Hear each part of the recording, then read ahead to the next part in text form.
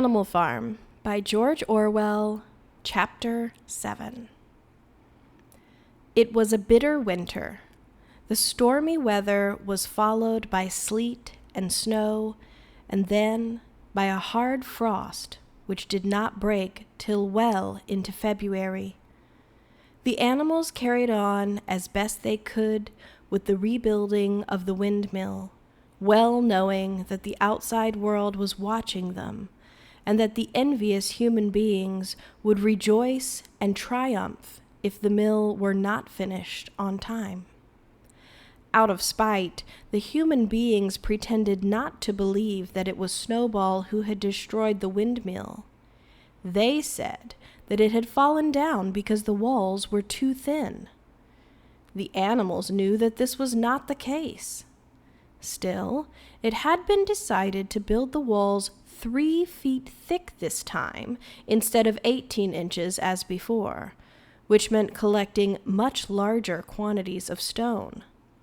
For a long time the quarry was full of snowdrifts, and nothing could be done.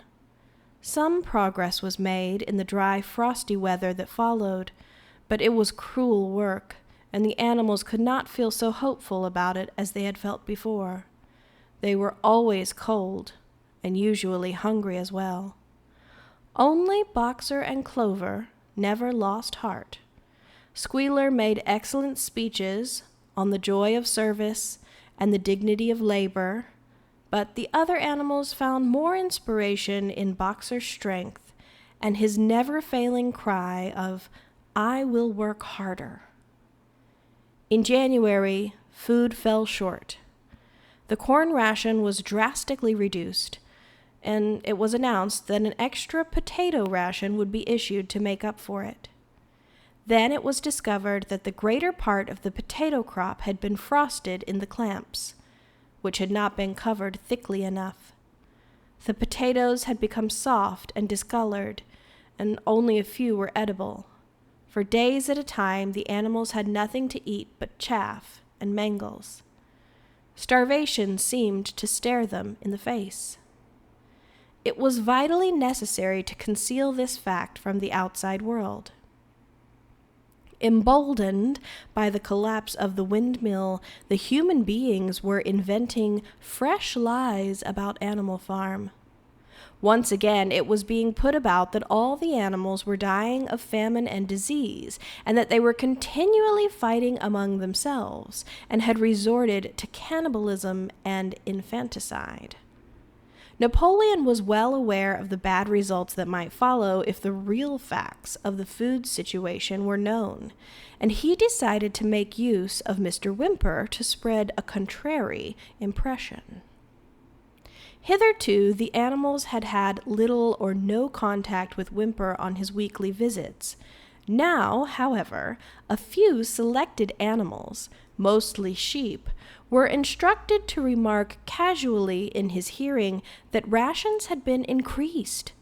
In addition, Napoleon ordered the almost empty bins in the store shed to be filled nearly to the brim with sand, which was then covered up with what remained of the grain and meal. On some suitable pretext, Whymper was led through the store shed and allowed to catch a glimpse of the bins.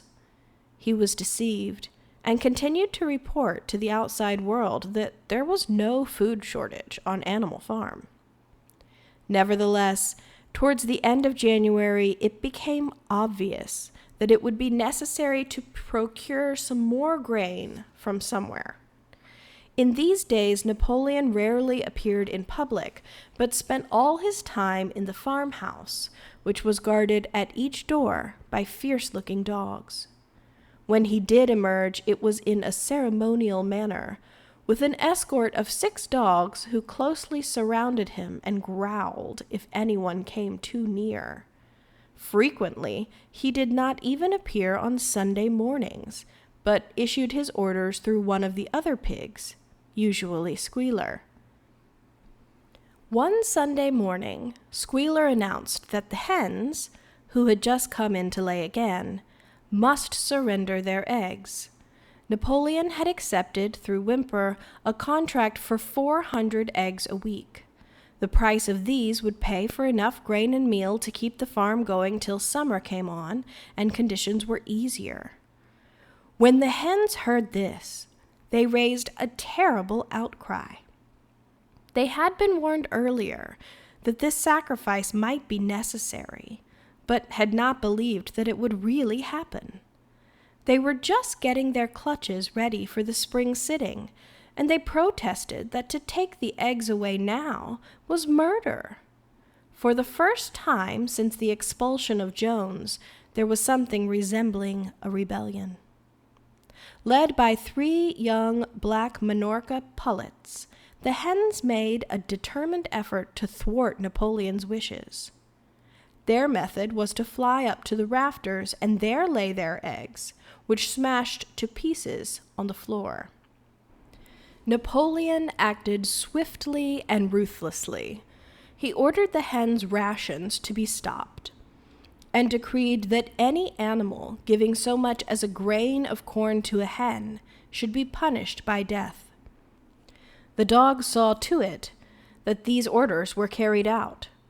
For 5 days the hens held out. Then they capitulated and went back to their nesting boxes. 9 hens had died in the meantime.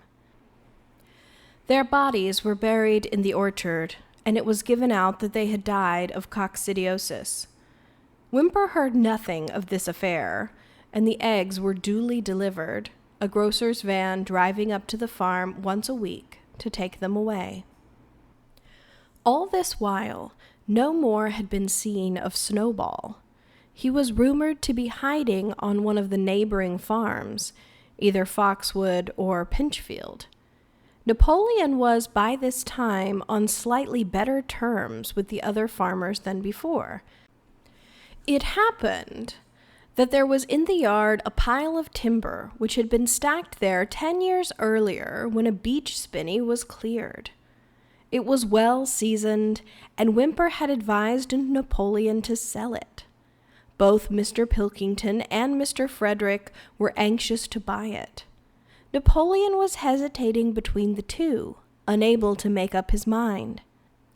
It was noticed that whenever he seemed on the point of coming to an agreement with Frederick, Snowball was declared to be in hiding at Foxwood, while, when he inclined towards Pilkington, Snowball was said to be at Pinchfield.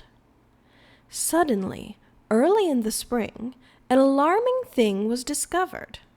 Snowball was secretly frequenting the farm by night. The animals were so disturbed that they could hardly sleep in their stalls. Every night, it was said, he came creeping in under cover of darkness and performed all kinds of mischief. He stole the corn, he upset the milk pails, he broke the eggs, he trampled the seed beds, he gnawed the bark off the fruit trees. Whenever anything went wrong, it became usual to attribute it to Snowball. If a window was broken or a drain was blocked up, someone was certain to say that Snowball had come in the night and done it. And when the key of the store shed was lost, the whole farm was convinced that Snowball had thrown it down the well. Curiously enough, they went on believing this even after the mislaid key was found under a sack of meal. The cows declared unanimously that Snowball crept into their stalls and milked them in their sleep. The rats, which had been troublesome that winter, were also said to be in league with Snowball. Napoleon decreed that there should be a full investigation into Snowball's activities. With his dogs in attendance, he set out and made a careful tour of inspection of the farm buildings, the other animals following at a respectful distance. At every few steps, Napoleon stopped and snuffed the ground for traces of Snowball's footsteps, which, he said, he could detect by the smell. He snuffed in every corner, in the barn, in the cowshed, in the hen houses, in the vegetable garden, and found traces of Snowball almost everywhere. He would put his snout to the ground, give several deep sniffs, and exclaim in a terrible voice, "Snowball! He has been here! I can smell him distinctly!" And at the word Snowball, all the dogs let out blood-curdling growls and showed their side teeth. The animals were thoroughly frightened. It seemed to them as though Snowball were some kind of invisible influence, pervading the air about them and menacing them with all kinds of dangers. In the evening, Squealer called them together, and with an alarmed expression on his face, told them that he had some serious news to report. "Comrades," cried Squealer, making little nervous skips, "a most terrible thing has been discovered. Snowball has sold himself to Frederick of Pinchfield Farm, who is even now plotting to attack us and take our farm away from us. Snowball is to act as his guide when the attack begins. But there is worse than that. We had thought that Snowball's rebellion was caused simply by his vanity and ambition. But we were wrong, comrades. Do you know what the real reason was? Snowball was in league with Jones from the very start. He was Jones's secret agent all the time. It has all been proved by documents which he left behind him and which we have only just discovered. To my mind, this explains a great deal, comrades. Did we not see for ourselves how he attempted, fortunately without success, to get us defeated and destroyed at the Battle of the Cowshed?" The animals were stupefied. This was a wickedness far outdoing Snowball's destruction of the windmill, but it was some minutes before they could fully take it in.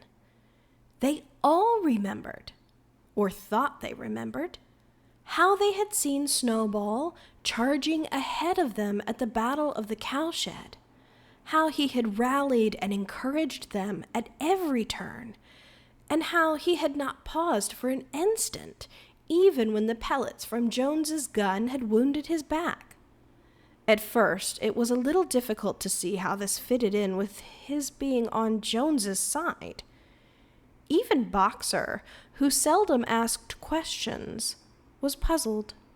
He lay down, tucked his 4 hoofs beneath him, shut his eyes, and with a hard effort managed to formulate his thoughts.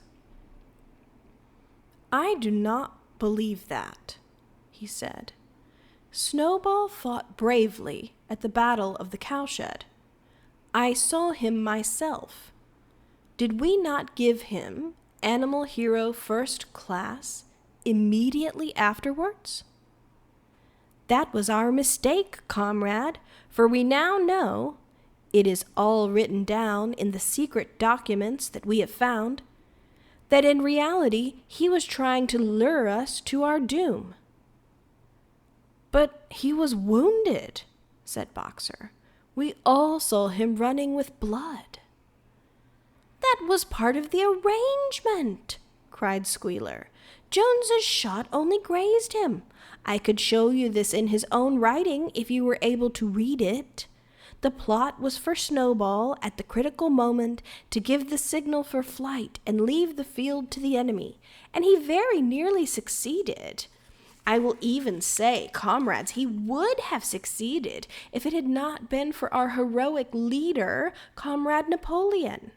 Do you not remember how, just at the moment when Jones and his men had got inside the yard, Snowball suddenly turned and fled, and many animals followed him? And do you not remember, too, that it was just at that moment, when panic was spreading and all seemed lost, that Comrade Napoleon sprang forward with a cry of 'Death to humanity!' and sank his teeth in Jones's leg? Surely you remember that, comrades," exclaimed Squealer, frisking from side to side. Now, when Squealer described the scene so graphically, it seemed to the animals that they did remember it. At any rate, they remembered that at the critical moment of the battle, Snowball had turned to flee. But Boxer was still a little uneasy. "I do not believe that Snowball was a traitor at the beginning," he said finally. "What he has done since is different. But I believe that at the Battle of the Cowshed, he was a good comrade." "Our leader, Comrade Napoleon," announced Squealer, speaking very slowly and firmly, "has stated categorically, comrade, that Snowball was Jones's agent from the very beginning. Yes, and from long before the rebellion was ever thought of." "Ah, that is different," said Boxer. "If Comrade Napoleon says it, it must be right." "That is the true spirit, comrade," cried Squealer. But it was noticed he cast a very ugly look at Boxer with his little twinkling eyes. He turned to go, then paused and added impressively, "I warn every animal on this farm to keep his eyes very wide open, for we have reason to think that some of Snowball's secret agents are lurking among us at this moment." 4 days later, in the late afternoon, Napoleon ordered all the animals to assemble in the yard.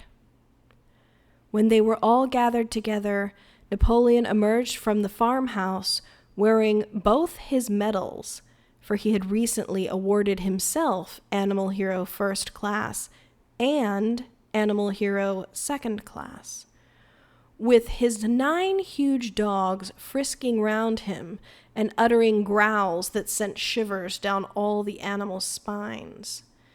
They all cowered silently in their places, seeming to know in advance that some terrible thing was about to happen. Napoleon stood sternly surveying his audience. Then he uttered a high-pitched whimper. Immediately, the dogs bounded forward, seized 4 of the pigs by the ear, and dragged them squealing with pain and terror to Napoleon's feet. The pigs' ears were bleeding, the dogs had tasted blood, and for a few moments they appeared to go quite mad. To the amazement of everybody, 3 of them flung themselves upon Boxer. Boxer saw them coming and put out his great hoof, caught a dog in midair, and pinned him to the ground. The dog shrieked for mercy, and the other 2 fled with their tails between their legs. Boxer looked at Napoleon to know whether he should crush the dog to death or let it go. Napoleon appeared to change countenance and sharply ordered Boxer to let the dog go, whereat Boxer lifted his hoof, and the dog slunk away, bruised and howling. Presently the tumult died down. The 4 pigs waited, trembling, with guilt written on every line of their countenances. Napoleon now called upon them to confess their crimes.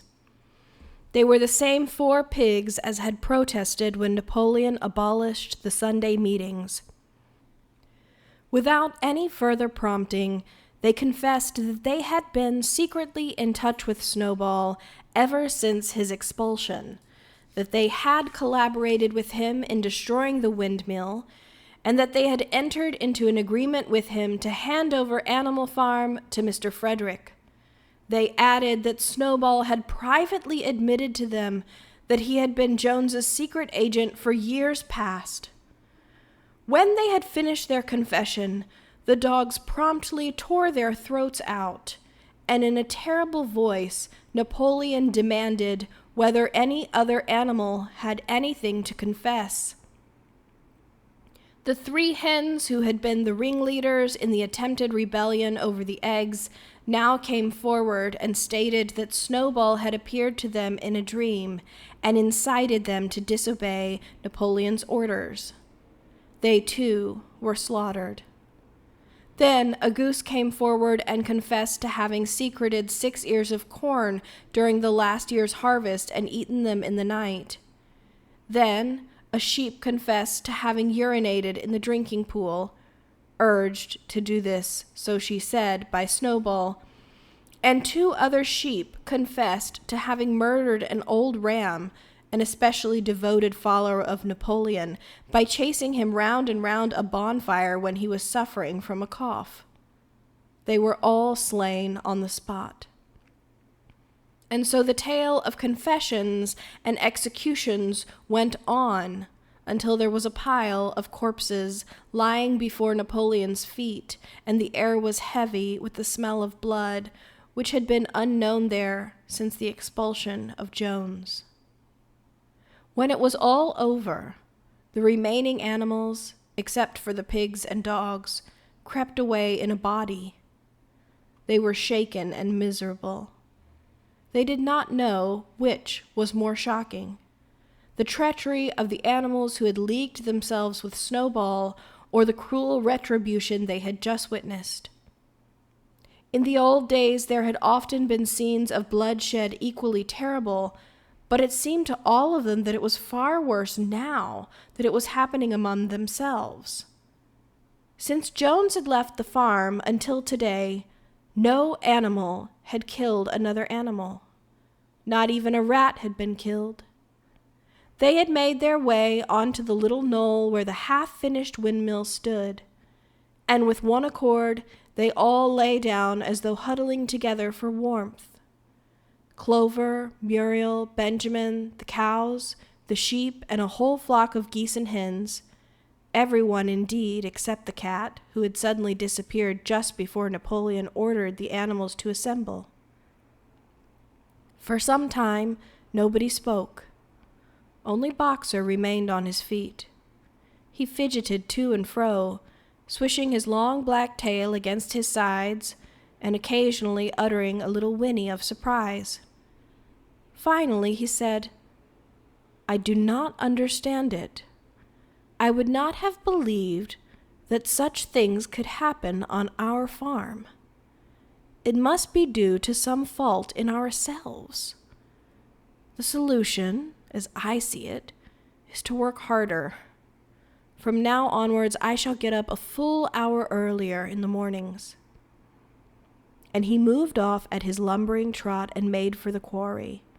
Having got there, he collected 2 successive loads of stone and dragged them down to the windmill before retiring for the night. The animals huddled about Clover, not speaking.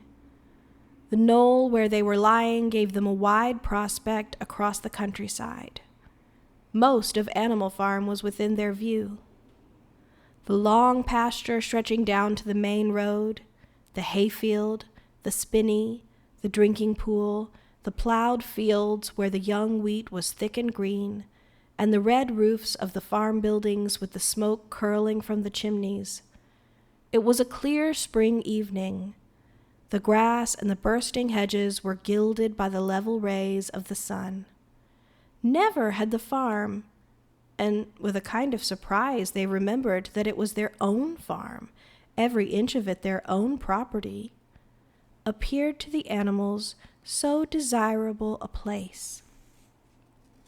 As Clover looked down the hillside, her eyes filled with tears. If she could have spoken her thoughts, it would have been to say that this was not what they had aimed at when they had set themselves years ago to work for the overthrow of the human race. These scenes of terror and slaughter were not what they had looked forward to on that night when old Major first stirred them to rebellion.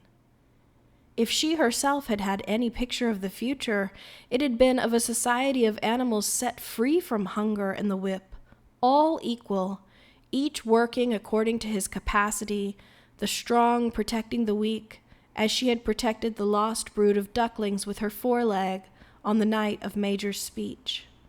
Instead, She did not know why.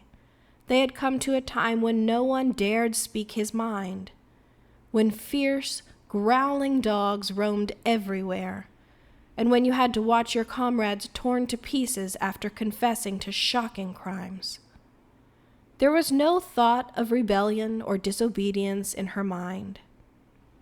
She knew that even as things were, they were far better off than they had been in the days of Jones, and that before all else, it was needful to prevent the return of the human beings.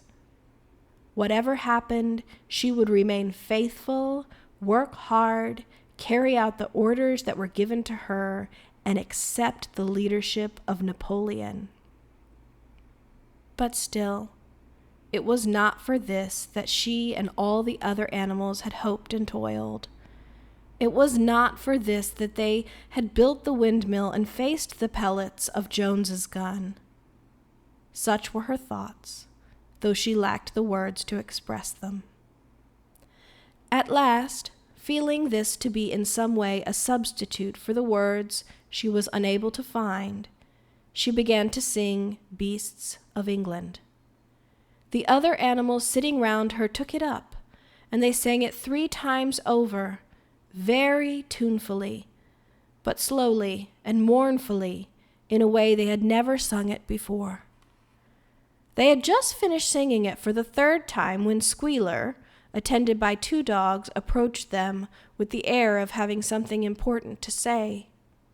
He announced that by a special decree of Comrade Napoleon, Beasts of England had been abolished. From now onwards, it was forbidden to sing it. The animals were taken aback. "Why?" cried Muriel. "It is no longer needed, comrade," said Squealer stiffly. "Beasts of England was the song of the rebellion, but the rebellion is now completed. The execution of the traitors this afternoon was the final act. The enemy, both external and internal, has been defeated. In Beasts of England, we expressed our longing for a better society in days to come, but that society has now been established. Clearly, this song has no longer any purpose." Frightened though they were, some of the animals might possibly have protested. But at this moment, the sheep set up their usual bleating of 4 legs good, 2 legs bad, which went on for several minutes and put an end to the discussion. So Beasts of England was heard no more. In its place, Minimus the poet had composed another song which began, Animal farm, never through me shalt thou come to harm," and this was sung every Sunday morning after the hoisting of the flag. But somehow neither the words nor the tune ever seemed to the animals to come up to Beasts of England.